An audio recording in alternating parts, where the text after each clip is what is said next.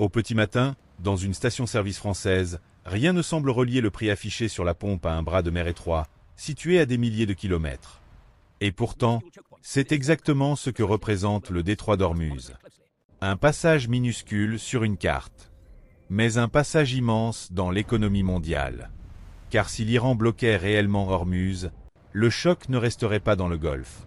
Il remonterait dans le pétrole, puis dans le gaz, puis dans le transport, puis dans l'inflation, puis dans les taux, et enfin dans la vie quotidienne. Le vrai danger n'est donc pas seulement l'image spectaculaire de navires immobilisés. Le vrai danger, c'est la vitesse avec laquelle un point d'étranglement énergétique peut devenir une crise mondiale des prix, de la confiance et de la croissance. Et la vraie question n'est pas seulement de savoir si le monde serait secoué. La vraie question, c'est de savoir jusqu'où l'onde de choc irait. Qui encaisserait le choc en premier? Et pourquoi l'Europe pourrait être beaucoup plus exposée qu'elle ne veut le croire? Le détroit d'Ormuz reste l'un des chocs-points énergétiques les plus critiques au monde, avec environ 20 millions de barils par jour qui y transitent, ainsi qu'une part majeure du commerce mondial de LNG. Dans cette vidéo, on ne va donc pas seulement se demander si l'Iran pourrait fermer Ormuz. On va se demander ce que cela déclencherait réellement. Parce qu'Ormuz n'est pas un simple passage maritime. C'est l'un des centres nerveux de l'énergie mondiale. Et pour comprendre ce qui se passerait vraiment, il faut suivre 3 niveaux. D'abord, le niveau énergétique. Que se passe-t-il quand un passage aussi vital est bloqué, même partiellement? Qui perd du volume? Qui perd du temps? Et pourquoi le marché peut-il paniquer avant même qu'une pénurie physique soit visible? Ensuite, le niveau économique. Comment un choc pétrolier devient-il un choc sur le transport, les coûts de production, l'inflation et la croissance? Enfin, le niveau européen. Parce qu'un choc à Ormuz ne reste pas là-bas. Dans un marché mondial intégré, il remonte jusqu'au carburant, aux factures, au crédit et au moral des ménages. Le FMI souligne qu'un choc pétrolier durable tend à pousser l'inflation vers le haut et la croissance vers le bas. Pour comprendre pourquoi Ormuz est si dangereux, il faut sortir d'une illusion très fréquente. Sur une carte, le détroit paraît presque minuscule. Un couloir d'eau entre l'Iran et Oman. Un lieu étroit, presque abstrait. Mais dans l'économie mondiale, certains lieux valent beaucoup plus que leur taille. Parce qu'ils concentrent des flux que le système ne sait pas remplacer rapidement. Et Ormuz fait partie de cette catégorie très rare. Ce détroit relie le golfe Persique à la mer d'Arabie. Autrement dit, il relie une zone qui concentre une part immense des exportations d'hydrocarbures au reste du monde. Chaque jour, des volumes massifs de pétrole en sortent. Et le gaz liquéfié y joue lui aussi un rôle central, surtout via le Qatar. C'est là le premier point essentiel. Ormuz n'est pas important seulement parce qu'il transporte beaucoup.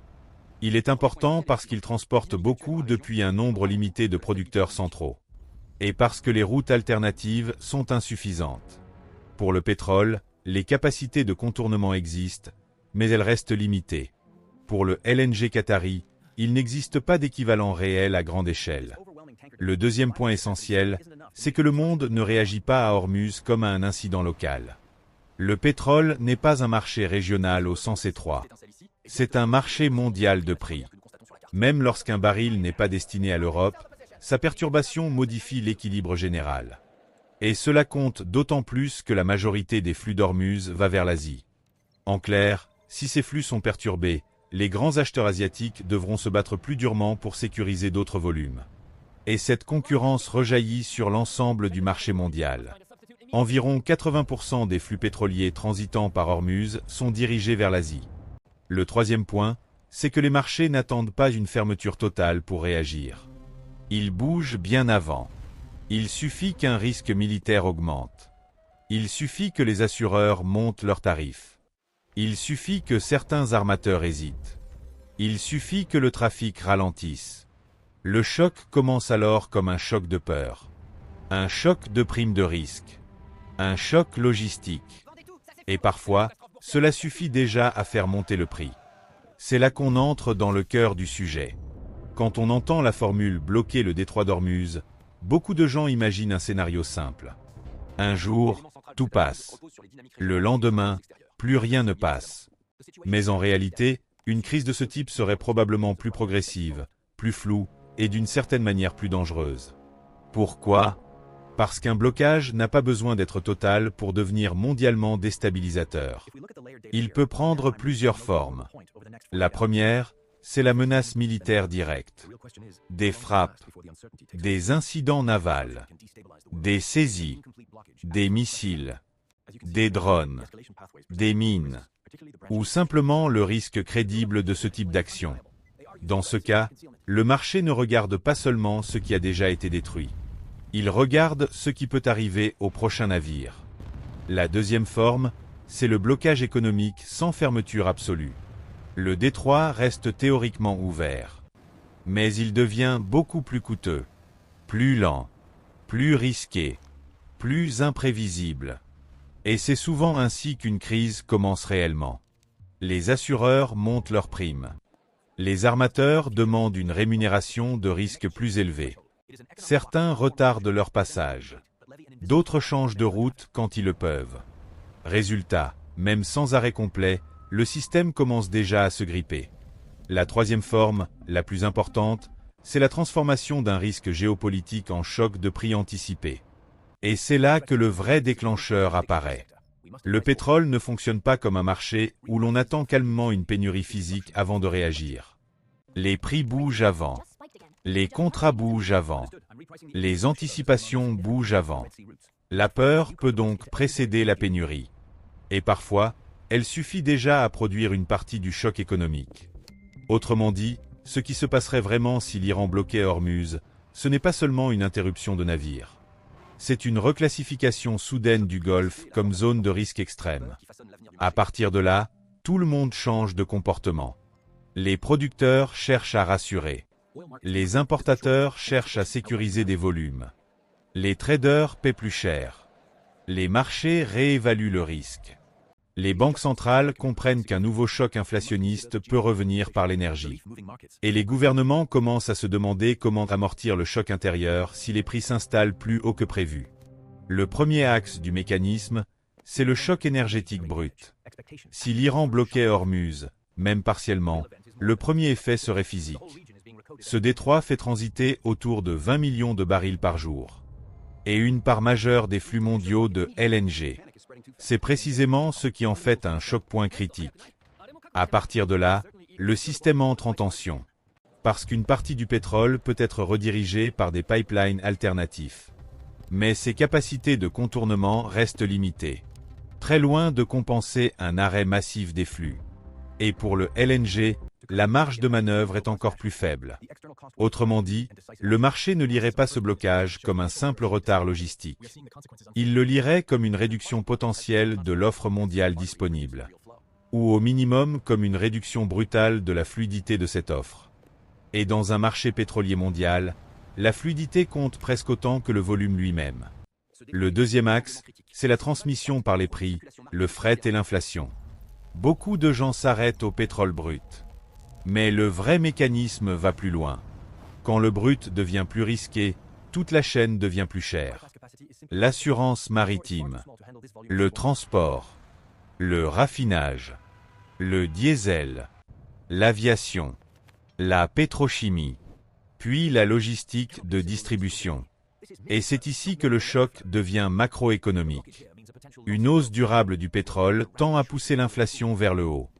Les travaux du FMI montrent qu'une hausse de 10% du prix mondial du pétrole ajoute en moyenne environ 0,4 points d'inflation domestique à court terme. À partir de là, la Banque centrale se retrouve piégée. Si l'énergie repart à la hausse, la désinflation devient plus fragile. Et si la désinflation devient plus fragile, la baisse des taux devient plus difficile, plus tardive ou plus limitée. Le choc énergétique commence alors à contaminer le crédit, l'investissement et la croissance. Le troisième axe, c'est le retour vers l'Europe et la vie quotidienne. On pourrait croire que l'Europe serait relativement protégée, puisque la majorité des flux d'Hormuz part vers l'Asie. Mais c'est précisément l'inverse. Si ces flux sont perturbés, les grands importateurs asiatiques devront trouver des barils ailleurs. Et cette concurrence mondiale rendra l'énergie plus chère pour tout le monde. L'Europe ne serait donc pas isolée du choc. elle serait réinsérée dans un marché mondial devenu plus tendu et plus cher. Et c'est là que la crise devient concrète. Dans le carburant, dans le diesel utilisé pour transporter les marchandises, dans les coûts de livraison, dans les factures d'énergie, dans certains prix alimentaires, dans les billets d'avion, dans les marges des entreprises déjà fragiles. Puis, à retardement, dans la confiance des ménages et le rythme de la croissance. Un blocage d'Ormuz ne resterait donc pas un incident naval. Il deviendrait un choc en 3 temps. D'abord un choc d'offre énergétique, puis un choc de prix et d'inflation, puis un choc de pouvoir d'achat, de crédit et de croissance, y compris en Europe. C'est ici que le sujet cesse d'être lointain. Parce que pour un ménage français, un blocage d'Ormuz n'apparaîtrait pas d'abord comme une carte du Golfe. Il apparaîtrait comme une pression nouvelle sur le quotidien. Des prix plus lourds, un soulagement monétaire repoussé et une économie européenne de nouveau fragilisée par l'énergie. Les projections de la BCE publiées en mars 2026 attribuent déjà une partie de la remontée de l'inflation de la zone euro à la hausse des prix de gros du pétrole et du gaz. La première conséquence, ce serait le retour de la pression sur les carburants et sur l'énergie. Même si la France n'achète pas directement l'essentiel de son énergie via Ormuz, elle vit dans un marché européen et mondial où les prix se transmettent. Si le pétrole grimpe, le diesel suit. Et si le diesel suit, ce ne sont pas seulement les automobilistes qui paient. Ce sont aussi les transporteurs, la logistique, l'agriculture, certaines chaînes alimentaires, les artisans, les PME, les distributeurs. Autrement dit, une partie du choc reviendrait très vite dans les coûts du quotidien. La deuxième conséquence, ce serait une désinflation interrompue. Beaucoup d'économies européennes espéraient sortir progressivement d'une phase où l'énergie avait déjà ravivé l'inflation. Mais si un nouveau choc pétrolier s'installe, la baisse des prix devient moins franche, moins crédible, ou plus lente. Et cela change énormément de choses. Car quand l'inflation énergétique remonte, les banques centrales ont moins de marge pour assouplir. Même sans nouveau relèvement de taux, le soulagement espéré sur le crédit peut être repoussé. Pour les ménages, cela signifie que l'argent un peu moins cher arrive plus tard. Pour les entreprises, cela signifie que le financement reste pesant plus longtemps. Pour les États, cela signifie que la respiration budgétaire revient moins vite. La troisième conséquence, c'est la croissance européenne elle-même. Une Europe plus chère en énergie, plus prudente sur les taux, plus nerveuse sur les chaînes d'approvisionnement, n'est pas seulement une Europe où la vie coûte plus cher. C'est aussi une Europe où l'activité peut ralentir. Les marges se compressent. Les investissements deviennent plus prudents. Certaines embauches sont différées. Et la confiance recule. Le FMI note d'ailleurs que les chocs pétroliers tendent à produire des pertes d'emplois plus nettes dans les pays importateurs de pétrole et dans les secteurs intensifs en énergie. Et c'est là que la crise devient intime. Elle devient intime quand faire le plein redevient un sujet. Quand réserver des vacances demande plus d'arbitrage. Quand les courses, le chauffage, la livraison, les déplacements et le crédit cessent d'être des coûts séparés pour devenir une même sensation de pression. Ce n'est pas forcément une catastrophe immédiate. Mais c'est une dégradation diffuse du confort économique. Une impression que tout reste possible. Mais à un prix plus élevé. Dans une économie plus tendue. Avec moins de marge d'erreur. Le verdict est donc assez clair. Si l'Iran bloquait réellement le détroit d'Ormuz, le monde ne ferait pas face à un simple incident régional. Il ferait face à l'un des chocs énergétiques les plus dangereux possibles. Et c'est précisément pour cela que le risque ne se limite pas à une seule question. Y aura-t-il une pénurie? La vraie question est ailleurs. Combien de temps le système mondial peut-il absorber un choc sur un point de passage aussi central sans transformer ce choc en inflation, en tension monétaire et en ralentissement de la croissance? À partir de là, 3 scénarios doivent être gardés en tête. Le premier, c'est le choc bref mais violent. La fermeture ou la perturbation majeure est courte. Les marchés paniquent. Les prix de l'énergie montent vite. Les États puisent dans leurs stocks. Les routes alternatives et les mesures d'urgence amortissent une partie du choc.